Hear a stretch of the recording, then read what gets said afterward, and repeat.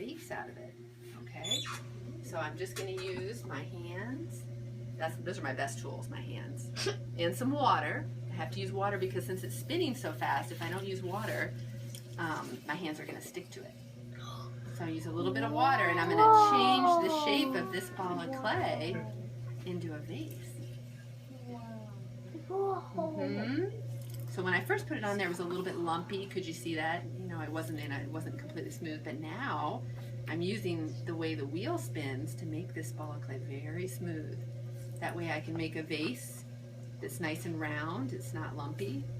You can move it any way you want. I can. However I press on the clay with my hands is what changes the shape. So the only thing I'm using right now are my hands, and I have a sponge, but that's just to add water to it. Okay, so now that I've got it nice and smooth, right in the center, I'm going to make a hole in the inside and start making the vase. Have any of you ever seen this before, where someone makes a pot on the wheel? Yes? Elise has. Elise has seen it, yes. Up there. She has.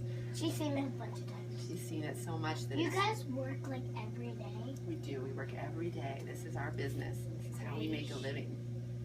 So there's always more pottery to make and more tiles to make. All right, so now that I've made this hole in the inside, it's time for me to start making it taller. Oh, that's amazing. So I'm taking that thick wall of clay down there. How does it feel? It feels very smooth. Very smooth and soft. Wow. I'll let you feel it at the end, actually. I'm going to let you all touch it. Well, look how tall that's getting. It's like Yes. Rapunzel's house. So it's getting taller and taller. And the bigger, if I used a really big ball of clay, maybe this big, I can make it really tall. The longest I can make it is the length of my arm in one piece. After that, I have to start adding clay to it. So I'm going to make it a little bit taller, and then I'm going to start to make it into a vase shape. You see how it's getting wider? Oh yeah, A little it's bit just like round. those. Mm-hmm. Turning into a vase. Yep, and I'm still, the only thing I've used so far are my hands and the sponge. And a little water. I wish we could make one. I know, it's a lot of fun. Someday I hope you get a chance to try it. Sometimes in middle school or high school, They in get to art, do it. there'll be a wheel. That's when I first tried it, was when I was in middle school. And then you got better at it. And then I got better at it. I had to take a lot of classes and practice a lot. And at first I made a lot of things that were only about this big. It just was really tricky. But the more I practiced, the better I got. So now it's as tall as I can make it, but I can still change the shape. I can still do a little bit more. I'm taking away some of the clay down there.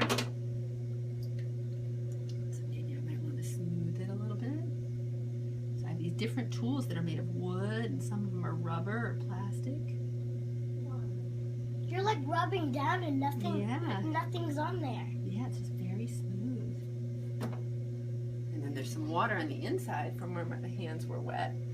So I'm going to use a sponge on the end of a stick to get that water out. I don't want to leave it in there. It might crack. Okay, so now, and I can change the speed on my wheel. I'm going to make this neck a little bit smaller. Oh, wow. Yeah. It's a little fat and then it gets Yes, small. and then it gets into a nice small neck.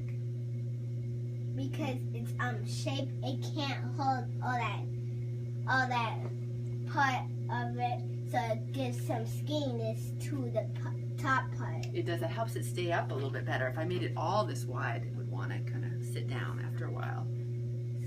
So then I made the neck flare out, and this would be a good shape to hold some flowers.